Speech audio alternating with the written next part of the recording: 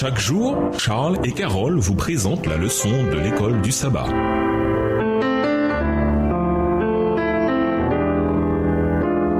Bienvenue dans votre émission Dieu nous parle. Nous voilà à la leçon de dimanche. Vous étiez présents. Josué rassembla toutes les tribus d'Israël à Sichem. Il convoqua les anciens d'Israël, ses chefs, ses juges et ses secrétaires. Ils se tinrent debout devant Dieu. Josué 24, verset 1. Sichem était le lieu où Abraham avait bâti un autel en arrivant dans le pays et où Dieu lui fit pour la première fois la promesse du pays. Genèse 12 et versets 6 à 7. Maintenant que les promesses faites à Abraham se sont réalisées, Israël renouvelle l'alliance avec Dieu à l'endroit même où la première promesse avait été faite. L'appel de Josué rappelle les paroles de Jacob. Supprimez donc maintenant les dieux étrangers qui sont en votre sein. Josué 24, verset 23, à comparer avec Genèse 35, versets 2 à 4. La géographie de l'événement traduit l'appel à manifester une loyauté pleine et entière envers le Seigneur en rejetant tous les autres dieux. Lisons Josué 24, verset 2 à 13. Quelle est l'idée principale du message que Dieu adresse à Israël? Josué 24, verset 2 à 13. Josué dit à tout le peuple, « Ainsi parle l'Éternel, le Dieu d'Israël. Vos pères Térak,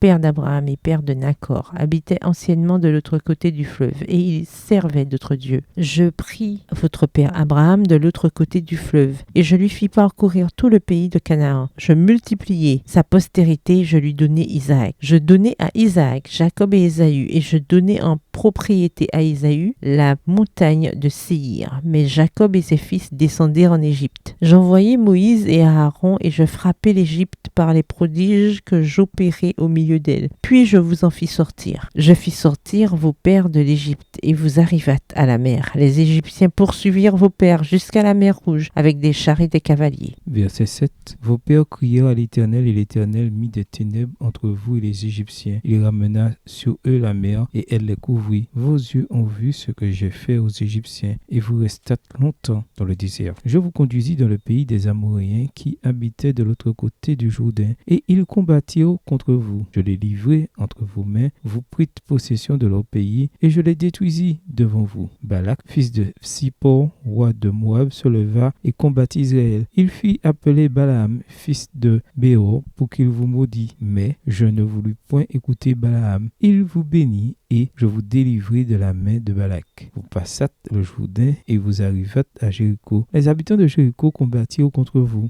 Les Amoréens, les Phérésiens, les Cananéens, les Étiens, les Girgasiens, les Éviens et les Jébusiens, je les livrai entre vos mains. Verset 12. Et j'envoyai devant vous les frelons, qui les chassèrent loin de votre face, comme les deux rois des Amoréens. Ce ne fut ni par ton épée, ni par ton arc. Je vous donnai un pays que vous n'aviez point cultivé, des villes que vous n'aviez point bâties, et que vous habitez, des vignes et des oliviers que vous n'aviez point plantés, et qui vous servent de nourriture.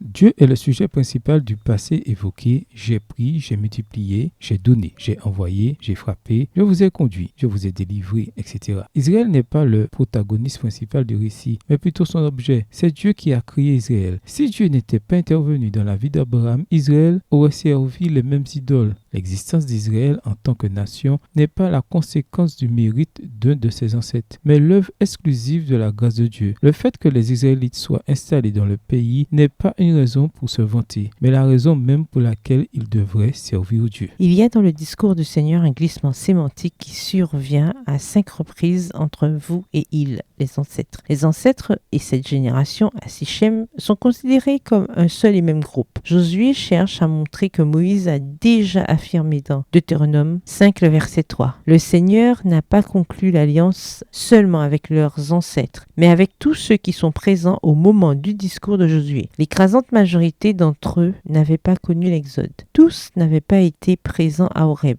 Pourtant, Josué dit qu'ils y étaient tous. En bref, chaque nouvelle génération doit s'approprier les leçons du passé. Le Dieu qui a agi pour les ancêtres par le passé est prêt à agir en faveur de la génération actuelle. En tant qu'Église, comment avoir un meilleur sens de notre responsabilité collective, c'est-à-dire saisir l'idée que ce que nous faisons affecte toute l'Église. Au revoir. Et à demain si Dieu veut.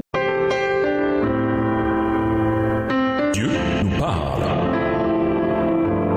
Chaque jour, Charles et Carole vous présentent la leçon de l'école du sabbat.